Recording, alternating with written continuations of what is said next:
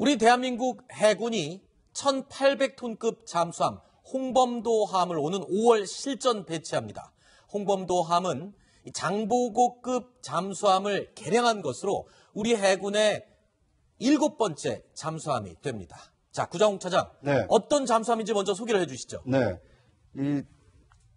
장보고급이 1200톤급입니다, 배수량이. 네. 그런데 그것보다 50% 이상 배수량이 많아서 네. 1800톤급이고요.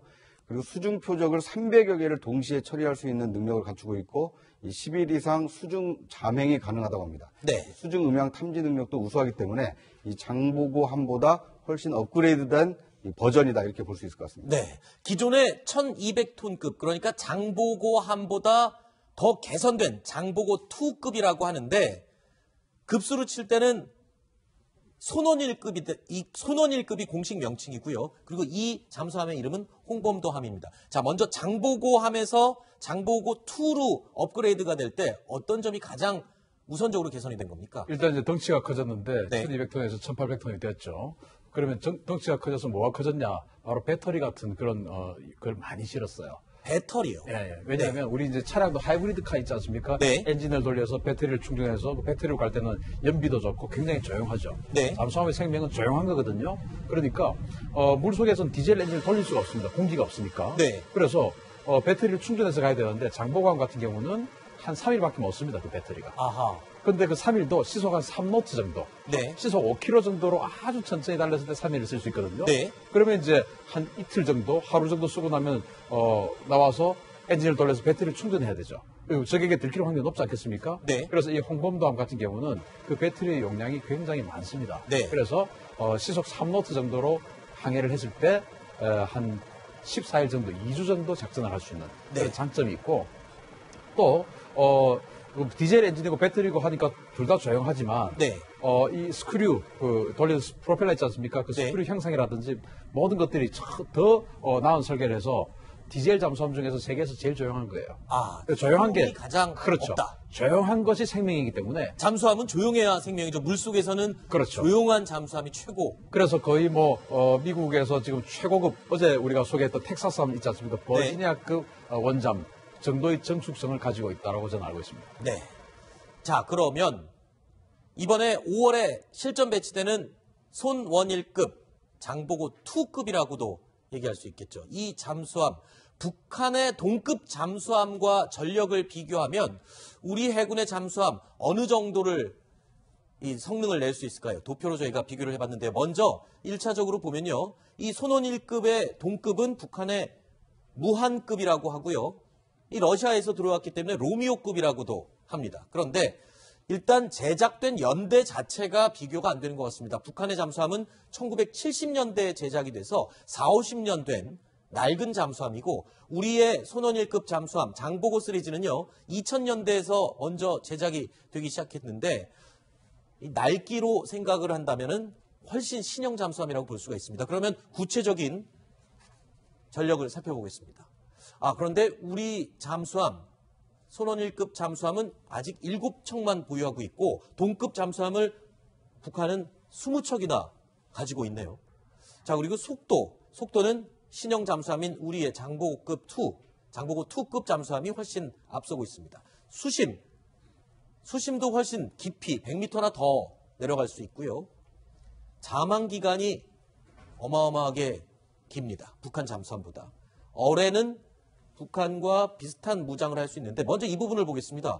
자, 신형 잠수함이라고 해도 수적으로 굉장히 우리가 밀리는 것 같은데 이 부분은 어떻게 볼 수 있습니까? 그래서 이제 우리가 최대 저것을 이제 9척을 계획을 하고 있고 네. 지금 나머지 2척은 진수를 하고 나서 지금 치장 공사를 하고 있어요. 그러니까 지금 7척 보유를 하고 있지만 9척으로 앞으로 갑니다. 2척이 더 추가될 예정입니다. 그리고 우리가 1200톤급 잠수함을 지금 9척을 또 가지고 있거든요. 네. 그러니까 북한은 1800톤, 1700톤이지만 로미오급이 네. 우리 1200톤 잠수함보다도 성능이 더 열악해요. 네. 그래서 우리가 이 1200톤급 이상의 중형 잠수함만으로만 따지면 우리가 결코 뒤지는 전략은 아니고요. 그리고 이제 속도가 37노트, 28노트 이렇게 지금 되어 있지 않습니까? 네. 이것을 가지고 오해를 할 수가 있는데 예를 들어서 우리 손원일급 잠수함이 2주 정도 잠항을 할 수 있는데 37노트로 만약에 달려버렸다 1시간도 못 갑니다. 네. 1시간도 못 가고 로미오급 잠수함이 하루 그 배터리로 갔을 때 하루를 갈 수 있는데 만약에 28로트로 그 배터리를 사용을 했다. 아하. 10분도 못 갑니다. 그렇군요. 그래서 이것은 사실은 의미 없다. 아하. 그래서 둘 다 전부 다 3노트 정도로 달리는 것을 계산해서 2주다, 1일이다. 이렇게 계산합니다. 네. 네. 현재 우리가 잠수함 숫자가 적다고 이제 이렇게 얘기를 하지만 문제는 가동률입니다. 아하. 북한 잠수함은 가동률이 한 18%밖에 안 됩니다. 네. 우리는 현재 전부 다 신형 잠수함이기 때문에 네. 가동률이 50%가 훨씬 넘고 가동률이 북한이 떨어지는 이유가 뭡니까? 너무 낡아가지고 네. 대부분 다 이제 항구에 이제 수리를 해야 되는 기지에 기항하고 있고 계속 수리를 하고 있기 때문에 네. 가동률이 낮습니다. 굉장히 낮고 우리는 뭐 심한 경우로 7, 80%까지도 우리 가동하기 때문에 네. 어떻게 보면은 이 통고로 그러니까 우리가 가지고 있는 1200톤급하고 1800톤급만으로 계산하고 로미오급하고 비교하면은 아마 숫자는 거의 뭐 같다고 봐도 아니면 우리가 더 우세하다고 봐도 봐야 되겠습니다. 네. 2014년에 김정은이 지금 화면에 나오는 로미오급 잠수함에 올라와서 이렇게 사진이 공개됐었죠. 예, 그래서 네. 이제 잠수함 작전을 지휘하기도 했었는데요. 네. 북한 로미오급 잠수함이 뭐 우리나라 잠수함보다 좀 낡았다고는 하지만 좀 위협적인 것이 뭐냐면 한번 실험을 한 적도 있었는데 네. 잠수함 발사 탄도미사일 SLBM 이것을 실험을 해서 어느 정도 성공을 했고요. 네. 그리고 심지어는 이 SLBM에 핵을 장착해서 이걸 발사를 할 수 있을 것이다라는 이런 예상이 나오고 있습니다. 네. 그렇기 때문에 이 북한의 이 로미오급 잠수함은 상당히 위협적인 그런 무기라고 할 수 있습니다. 그렇군요. 그런데 우리가 보유한 이 잠수함은 모두 디젤 엔진 잠수함입니다. 디젤 엔진 잠수함은 작전 반경에 제한을 받는 부분이 있는데요. 그림으로 설명을 드리겠습니다. 자, 진해기지에서 잠수함이 출항을 한 예를 들겠습니다. 실제로 디젤 엔진 잠수함은 작전 반경이 그렇게 넓지가 않다고 합니다. 따라서 진해기지에서 출항을 할 경우에 기지 주변에 잠항을 하면서 적들이 기지를 쳐들어오는 것을 방어하는 능력을 우선적으로 하고 있습니다. 그런데 우리의 킬체인에 의하면 북한이 SLBM 같은 것을 발사할 움직임이 있을 때 잠수함이 북한 잠수함 기지로 직접 가서 공격을 해야 되겠죠. 그 경우 이 디젤 잠수함이 만약 북한 측으로 갈 경우 움직이게 되면 소음이 많이 발생하게 됩니다.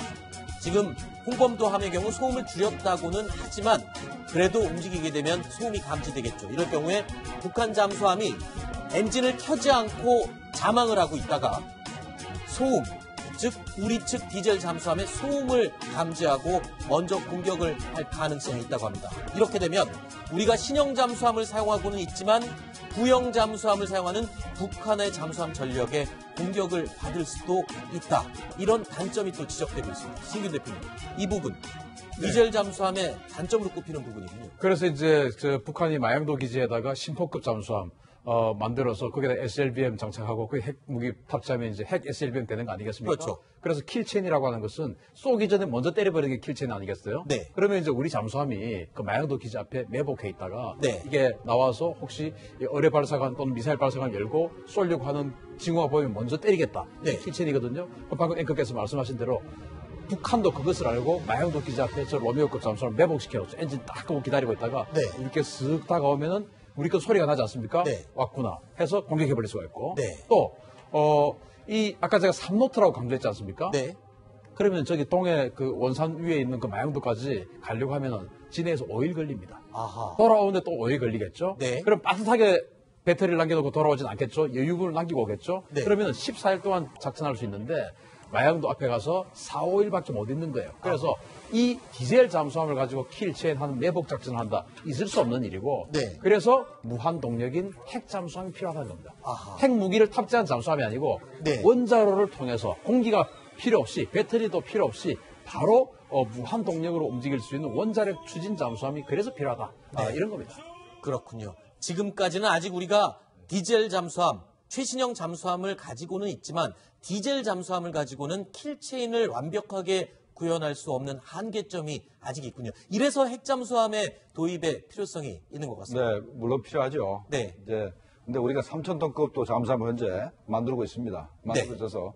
북한은 이미 3,000톤급 이상의 잠수함을 개발 거의 완료한 것으로 알려지고 있잖아요. 그렇죠. 근데 우리도 이제 만들고 있습니다. 네. 만들기 때문에 3,000톤급 잠수함이 완성되면은 만약에 기지가 진해가 아니고 네. 뭐 동해 향상도에 출발한다면 네. 아마도 참복을 해서 킬체를 할 수도 있습니다. 그렇군요. 그러니까 현재 뭐 당장 그 원자력 잠수함이 정말 좋죠. 그런데 개발하는데 뭐 7, 8년, 10년씩 걸리는데 그렇군요. 언제 기다리겠습니까? 네. 일단은 그 공백기를 지금 만들고 있는 3,000톤급 디젤 잠수함으로 킬체인을 구현시킬 수 있는 일시적인 또 방법은 있겠군요. 그래서 그 삼선도급 잠수함은 네. 사망해서 배터리 용량이 3주, 목표가 3주입니다. 네. 그래서 그런 오일 이런 거 다 빼고 나면 네. 실제 이제 북한 앞에서 매복할 수 있는 게 한 열흘 정도 그렇게 되거든요. 네. 열흘 정도는 매복을 할 수 있습니다. 네. 다만 그것이 미국이나 어제 왔던 텍사스는 다 그런 임무를 하러 사실 오는 거거든요. 네. 그런 것처럼 아주 뭐 한 달씩, 두 달씩 정말 승조원들이 컨디션만 된다면 얼마든지 매복할 수 있는 그런 여건은 안 되는 거죠. 알겠습니다. 문재인 대통령이 후보 시절부터 탈원전을 추진하면서 네. 생략하면서 또 다른 한편으로는 이게 또 원자력 잠수함 이걸 갖다가 또 들여오겠다. 이렇게 해서 어떻게 탈원전하면서 원자력 잠수함 이렇게 같이 이렇게 갔는데요. 근데 이제 미국 쪽에서의 반응은 좀 우리나라가 원자력 잠수함 도입하는 것에 대해서 좀 뜨뜻미지근한 지금 네. 현재까지는 그런 반응을 보이고 있습니다. 그래서 네. 좀 약간 좀 모호한 이런 지금 상황입니다. 알겠습니다.